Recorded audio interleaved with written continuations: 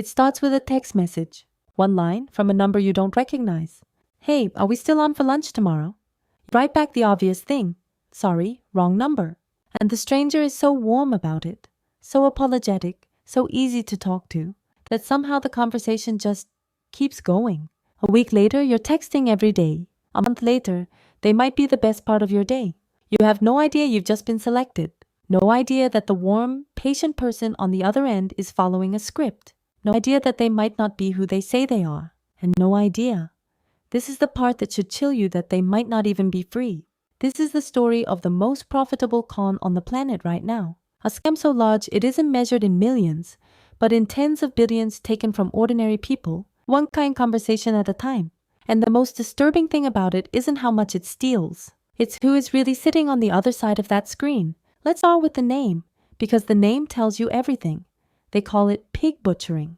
It comes from a phrase the criminals themselves use, and the image is grotesque and exact. You don't slaughter the pig right away. First you fatten it, slowly, patiently, over weeks, even months, until it's worth as much as possible. Only then do you take everything at once. In this story, you are the pig, and the fattening is the friendship. So here's how it actually works.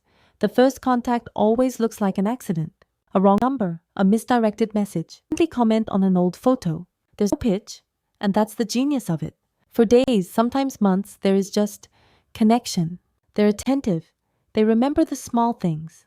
They ask how your day went, and they actually listen. Often romance blooms. By the time money ever enters the conversation, you don't feel like you're being sold anything.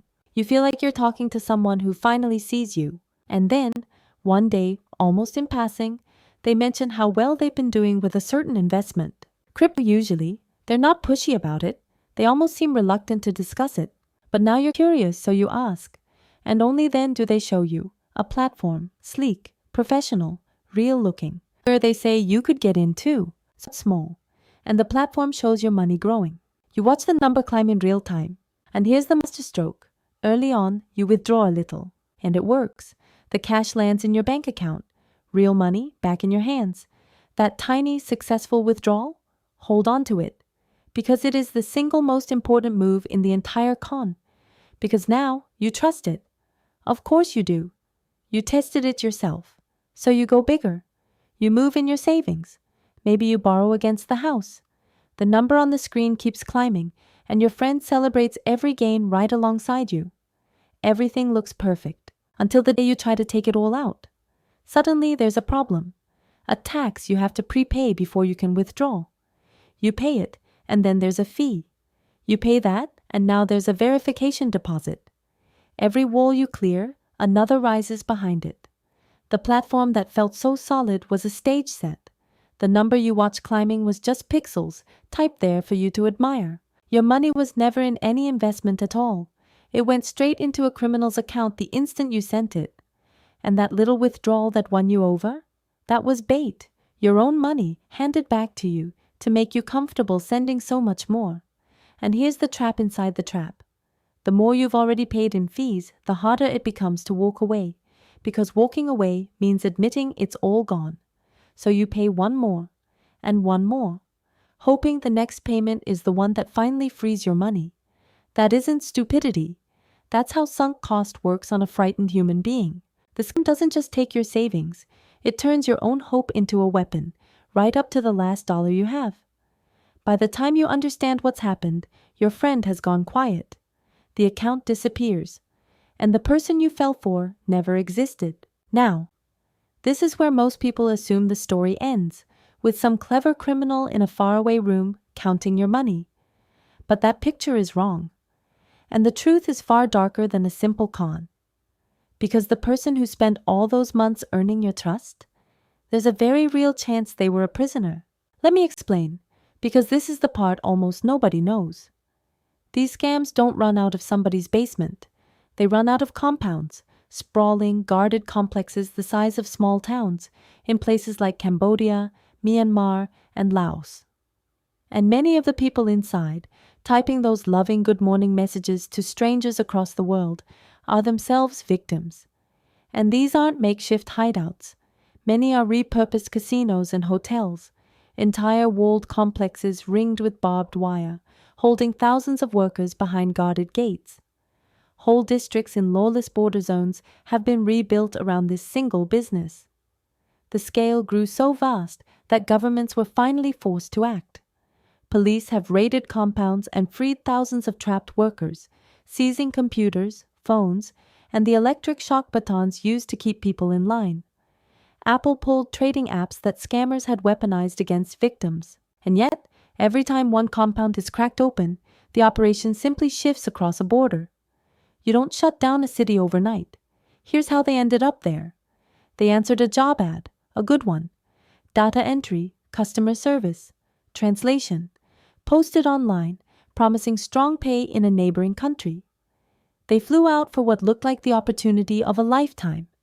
And the moment they arrived, their passport was taken, and they were driven to a fenced compound they were not free to leave. Inside, they were handed a phone, a script, and a quota.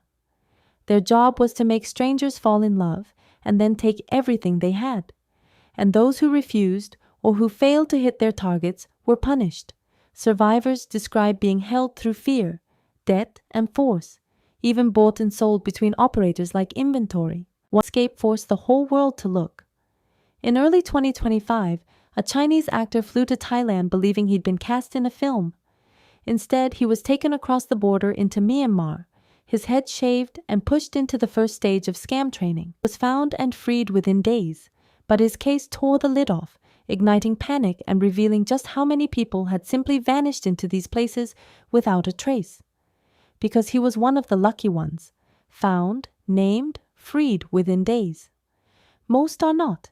Tens of thousands of people from across Asia and beyond are believed to be trapped inside these compounds right now, their families searching for them, their governments often powerless to reach across the border. Some are eventually sent home in groups of hundreds when a crackdown hits.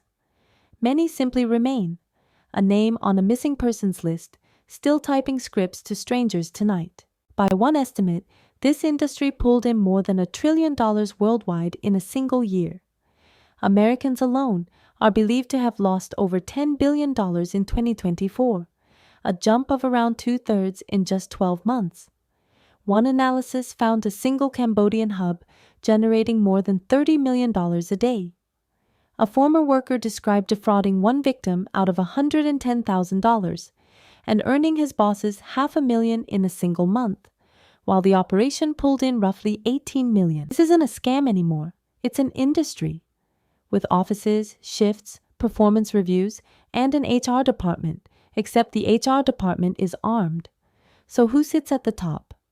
Follow the money up, and it doesn't end at a lone hacker. It ends at syndicates and tycoons. 2025년 말 미국과 영국은 캄보디아의 주요 대기업 회장을 공동 제재하며 그의 네트워크가 수십억 달러를 훔치는 강제노동 사기 단지를 운영하고 있다고 주장했다. 검찰은 2기 요트, 개인 제트기, 심지어 피카소를 구매했다고 말한다. 그는 미국에서 기소되었고 마지막 보고에 따르면 여전히 도주 중이다. 그는 유일한 도주자가 아니다. 미국 피해자로부터 훔친 7,300만 달러를 이 캄보디아 작업을 통해 이동시킨 돈 세탁범을 고려해보라.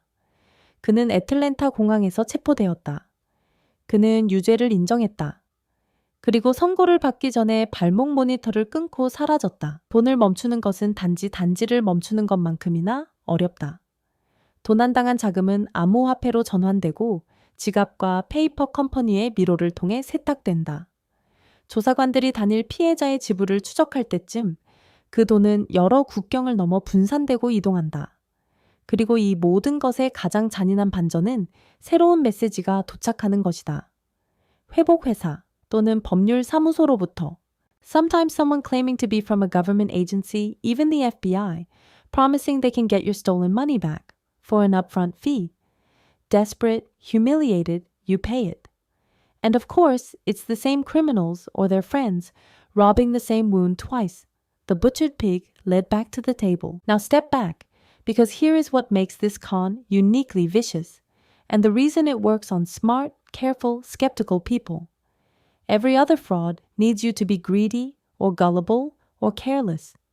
This one asks only that you be human, to want connection, to answer a kind stranger, to trust someone who was gentle with you every single day for months. So the next time a wrong number turns into a friend who's a little too perfect, who's doing a little too well, who somehow never wants to meet in person, remember the name they gave this. Remember that somewhere the fattening may have already begun. And remember that the hand holding the knife might belong to a prisoner too, passing the blade under guard to someone you will never see. The numbers never lie. People do.